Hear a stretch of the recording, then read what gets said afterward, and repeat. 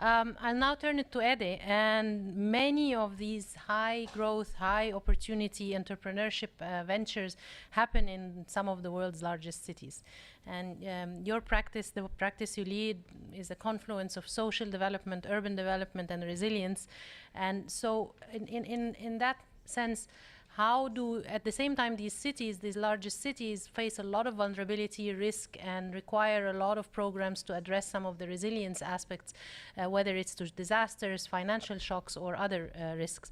We heard from Yara. Yara works in the urban environment to do recycling and address some of the city problems, at the same time looking at entrepreneurship. So how do you see the role of our practice in addressing and supporting this space, and what's the role of city governments in fostering innovation? Thank you, Ijjasz, and great to be here. Look, when the team came with the idea of doing women, and we were brainstorming about how to focus this, and they said, we're going to focus on resilience. And my initial reaction is like, that doesn't seem like the first topic to pick up. And it took me a couple of minutes to realize that actually it is a really exciting topic for that. Because remember, there are not only all these barriers about financing and all that, but there are very male-dominated sectors that are super difficult to come into as women entrepreneurs. And resilience has an interesting set of dimensions that I wanted to discuss with you. So first, a couple of anecdotes on this topic, and just to describe what we think about when we think resilience. The natural image when we think of resilience is what we see in the news these days, the issues of natural disasters, of households, communities, societies being hit by these disasters and figuring out how to bounce back. And turns out that women are far more impacted by natural disasters than men.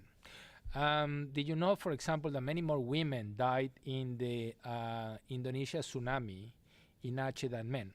And that's when we began to realize that there's something different here. And what was different was that women were part of the caretakers, and therefore they were not able to escape the forces of the tsunami and the disasters as fast as men, and therefore there were many more women who died into this process. And that's in developing countries, but that's also in developed countries. I was sitting down with some government officials in Japan, learning about the great tsunami there.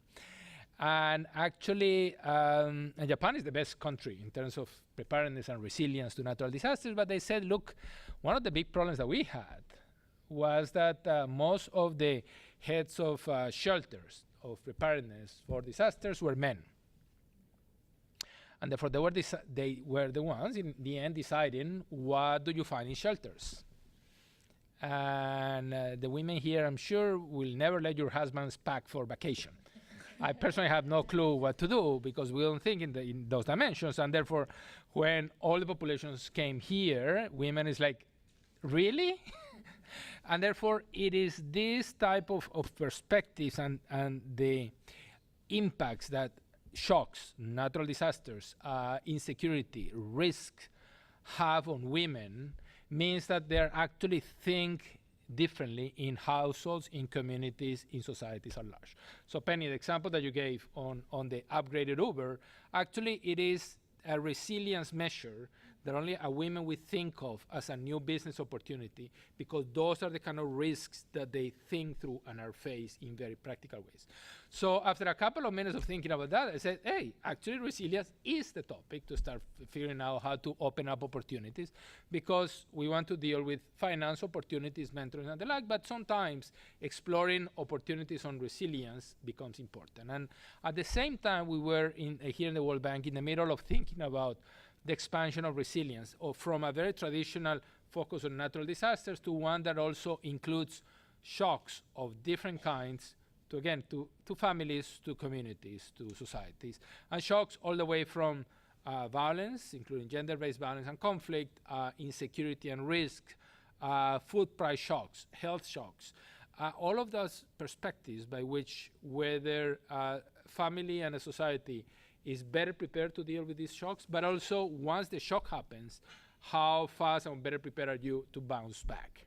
And therefore, we were very excited to get a lot of these proposals and ideas, because what we also find is that we tend to think of the preparedness and the response to these shocks as a public government, a public sector responsibility. And to a certain extent it is, but we have seen in country after country is that it is the families and the private sector who are able to move faster, who had the innovation, who had the ability to think about those topics and respond a lot faster. So we see tremendous opportunities in entrepreneurship to open up and to find solutions that are not only just the fancy big infrastructure and the dikes and the protection against, but it's really the preparedness and the processes and the systems, the expanded Ubers, these kind of processes to increase the resilience of families, of communities, of societies as a large. Because I think that that's an area for tremendous growth. That's an area where we believe that we may have a unique perspective and advantage of long traditions into this process, and therefore have that sense of what works and what doesn't work into this process. And I'll come back to Japan, where actually many of you may know when you go to Japan and you check in the metro what's the most efficient way and the faster way to move around the metro from place to place, and what wagon do you need to ride in line 7 to transfer to line 2 faster and with easier access for either persons with disability or with children in strollers. And actually, it has been a tremendous business that developed out of that, which was developed by a woman who had to deal with the fact that there's not enough time, that there's strollers, that there's more stairs that they need to tackle, and therefore that perspectives open up opportunities for solutions that are there into this. So we were super excited, and I'm glad that the team began to do the connections between topics within our team that were not connected. We have teams that focus on social inclusion and perspectives of how to make sure that we break barriers of exclusion, not only by governments, but also by societies.